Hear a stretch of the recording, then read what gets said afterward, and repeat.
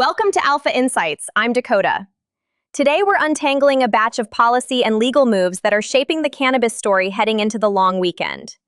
Markets are closed today, so the latest official price context is as of Friday, April 10th. Remember, if you have questions as we go, you can ask us at stockalpha.ai. Thanks, Dakota. Good to be here. The short version is this week served up momentum in some places and reminders of friction in others. Legal pauses in Texas, a political push in Hawaii, plus uneven results across states. That mix is what traders and analysts are watching closely. Let's start with Texas. What exactly happened there, and why should listeners care? So the real question here is what a court pause actually changes. A judge issued a temporary restraining order that stops enforcement of newly adopted rules aimed at banning smokable hemp products, including THCA flower.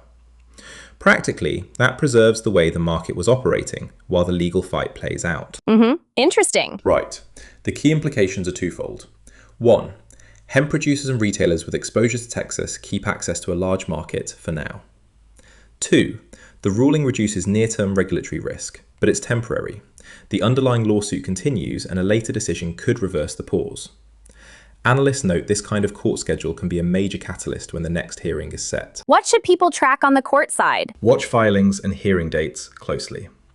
A follow-up hearing or an injunction decision changes compliance requirements and revenue visibility for companies operating in-state. Also track whether other states or federal agencies file related briefs. That can influence outcomes and signal how widespread the legal argument is. Right. Switching coasts. Hawaii's legislature pushed something this week. How material is that? They passed resolutions urging Congress to federally legalize marijuana and to support record clearing and banking access. Now, these resolutions are non-binding. They don't change federal law, but they're a political signal.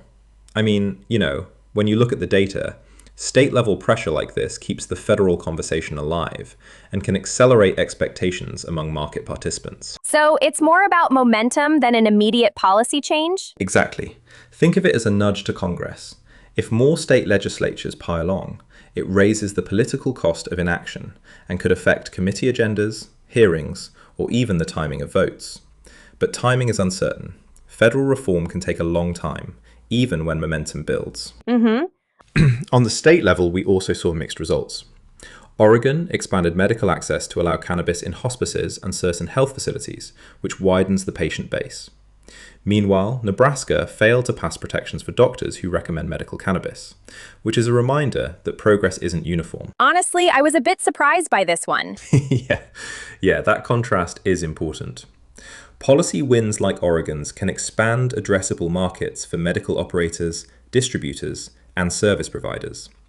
But losses or stalled bills in other states maintain pockets of uncertainty. For anyone modeling revenue or state-by-state exposure, those differences matter a lot. Quick check. What should listeners have on their radar heading into Monday when markets reopen? Heading into the long weekend, with official market context as of Friday, April 10th, focus on a few things. The Texas court calendar and any new filings, signals out of congressional committees about scheduling, banking, or decriminalization, implementation guidance from states that just expanded access, and flows into broad cannabis ETFs and how names like Tilray, Trulieve, Green Thumb, and Curaleaf are trading when the market reopens. Analysts and traders will treat those items as catalysts. Also keep in mind that public scrutiny of enforcement agencies, like recent pieces questioning the cost of prohibition and agency legitimacy, creates a longer-term tailwind for normalization, but it doesn't remove near-term binary risks. Court rulings or a single legislative setback can still swing sentiment quickly. Good perspective.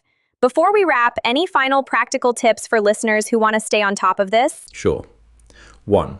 Set alerts for court dockets and state regulatory notices in markets where your exposure is concentrated. 2. Watch ETF flows and options activity for signs of positioning ahead of potential headlines. 3. Follow congressional committee calendars and major state legislative sessions. Political signals often arrive before policy changes. And remember, analysts note that outcomes remain uncertain until rulings and legislation are finalized. Short reactions? Got it. Right. Key takeaways? First, the Texas court pause reduces immediate regulatory risk for smokable hemp in that state, but the legal fight continues. Second, state-level political moves, like Hawaii's resolutions, keep federal reform on the table, but they don't guarantee timing. Third, results are mixed across states. Wins like Oregon's expand access, while losses like Nebraska's keep risk alive. So monitor local rollouts and legal calendars. Thanks, Tom. That was clear and actionable. If you have questions about anything we discussed today, you can ask us directly at stockalpha.ai. We answer listener questions live. And for more market insights, head over to stockalpha.ai. Thanks for listening to Alpha Insights.